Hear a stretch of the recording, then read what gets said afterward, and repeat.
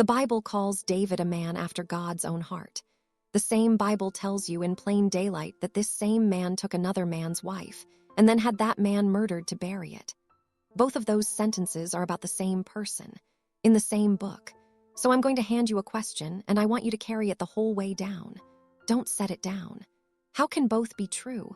And the one that should bother you more, why would a book trying to make David a legend leave the murder in? Most people never have to ask, because most of us were only ever handed the first half. Welcome to the books they buried. Here's what we do, and it's simple. We open the stories your Sunday school skipped and the ones your church quietly cherry-picked, and we read them in full. The beautiful parts and the brutal parts, not to attack the Bible, to finally be honest about it. Because a faith that can't survive an honest question was never standing on much to begin with. If that's the kind of honesty you've been hungry for, subscribe. This is the channel for the pages they left out. Now, let's open this one. First, remember who David is, because that's what makes this hard. The shepherd boy who faced a giant when grown men hid. The kid who became king. The warrior every song in Israel was about. The poet. Half the psalms people pray today came from his hands. When the Bible wants to describe a heart that chased after God, it points at this man. Hold that picture. Because what I'm about to read you is what that same man did with everything he'd been given. And his own people's holy book does not look away. So why should we? It's spring. The text tells us plainly this is the time when kings go out to war. David's army marches out. Joab, the soldiers, all Israel out to the siege at Rabbah. And David stays in Jerusalem, the warrior king, the giant killer, home while other men bleed in his war. The text doesn't explain why, it just notices. It drops the detail and walks on. The king was where he wasn't supposed to be, so why mention it at all? Maybe because that's how it almost always starts. Not with a monster. With a man with too much time in a place he should not be. Where do your worst decisions tend to start? Evening, David can't sleep, walks his palace roof, and from up there he sees a woman bathing. The text says only that she was very beautiful. He sends someone to find out who she is. And the answer comes back with a warning built right into it. That's Bathsheba, the wife of Uriah the Hittite. He's told she's married, by name, and he sends for her anyway. He takes her. And then 4 words come back to him. I am with child. Stop on that messenger's line. The text could have left it out. Could have let David not know. Instead, it makes sure you know that he knew.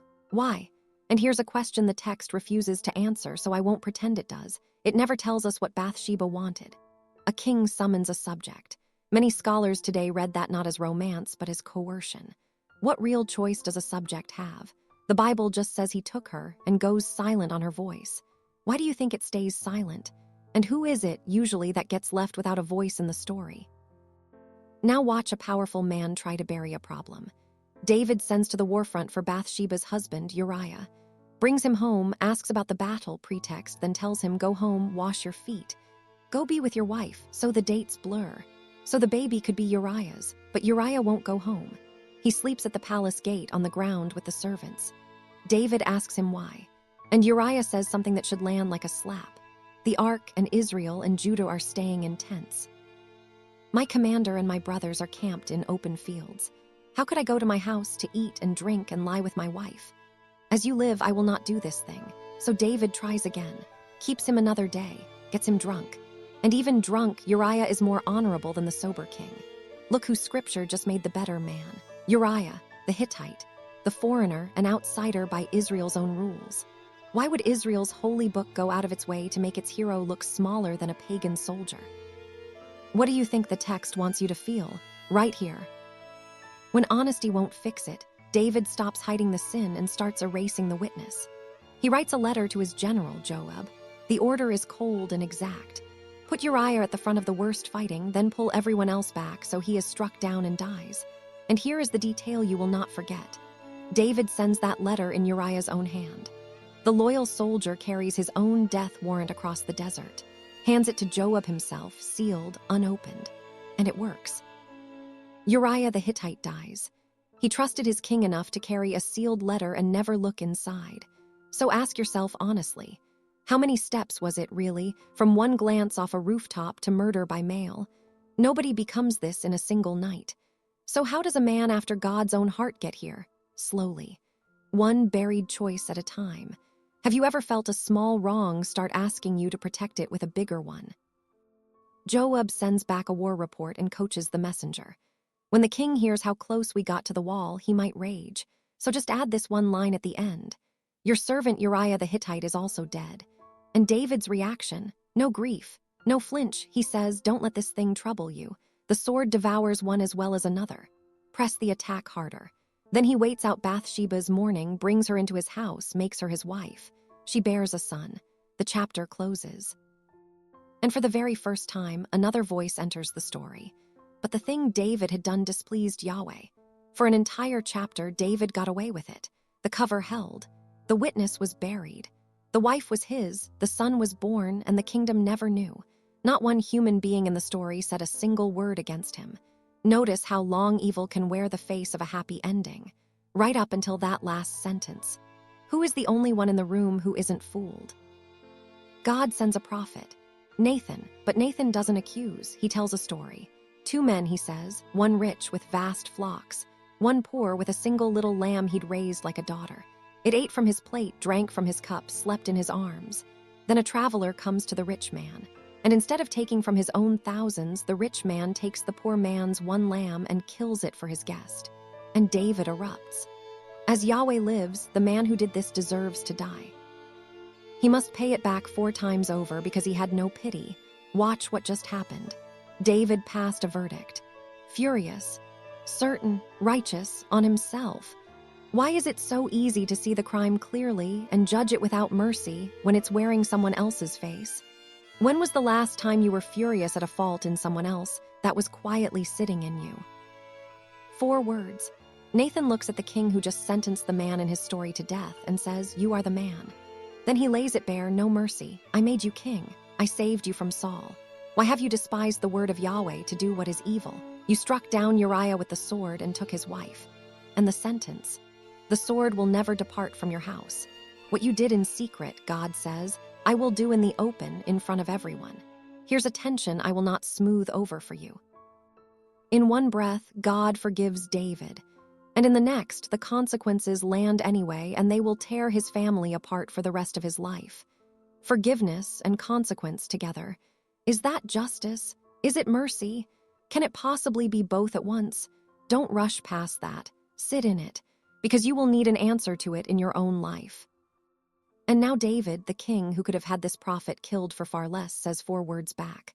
I have sinned against Yahweh. That's it. No excuse. No, you don't understand the pressure. No spin.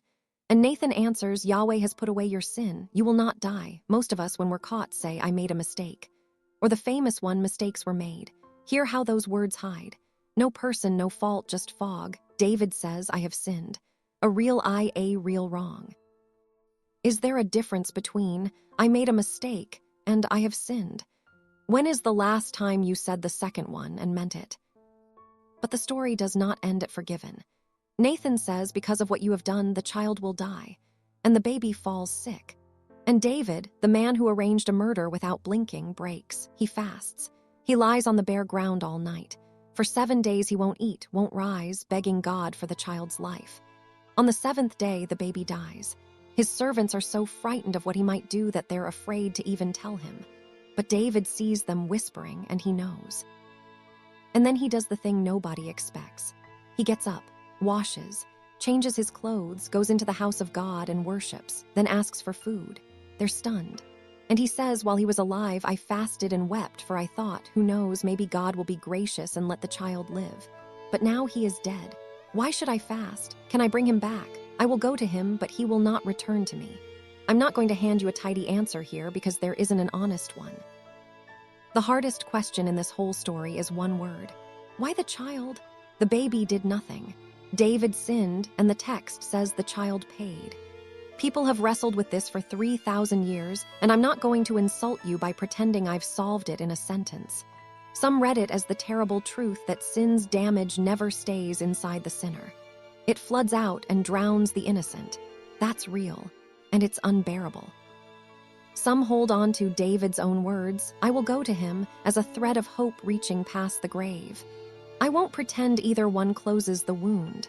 If this passage troubles you, good. It should. A faith worth having doesn't need you to feel okay about a dead child. It asks you to look anyway, and keep asking. There's a footnote to this story, and it's a poem. Psalm 51. The old tradition says David wrote it after all of this, after Nathan, after the grave. And in it he writes, "Against you and you only I have sinned. And then, create in me a clean heart, O God. Renew a right spirit within me."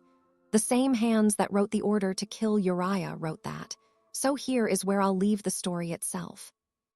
The man who did the worst thing in this video is also the man who wrote one of the most honest prayers about guilt that human beings have ever written. Not a clean hero, not a simple villain.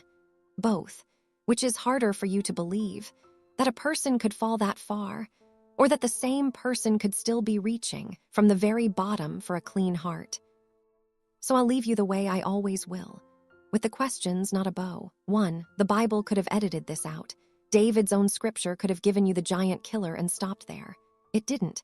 It recorded the adultery, the cover-up, the murder, and the death of a child in detail. What kind of book indicts its own hero like that? And what does it tell you that the people who loved David most refused to lie about him? 2. His sin got a whole chapter. His confession got 4 words. The consequences got the rest of his life. So where exactly is the line between being forgiven and being free of what you did? 3. You were almost certainly taught David and Goliath. You were probably never taught this. So ask the uncomfortable one, who decided which half of the story you got handed, and what else got left on the cutting room floor. That last question is the entire reason this channel exists. So here's what I want from you. Drop a comment with your honest answer. Not the Sunday school answer. Yours. Tell me which skipped story you want us to open next. I'm building the list straight from your comments. And subscribe, because next time we open another page they hoped you'd never read. I'll see you there. Before you go, I've got to ask you something, and I really want your answer. Did you know this story was even in the Bible? The affair, the cover-up, the murder, the baby. Had you ever heard the whole thing before today? Be honest. Drop a comment right now and tell me. Did you already know this one, or is this the first time you're hearing it?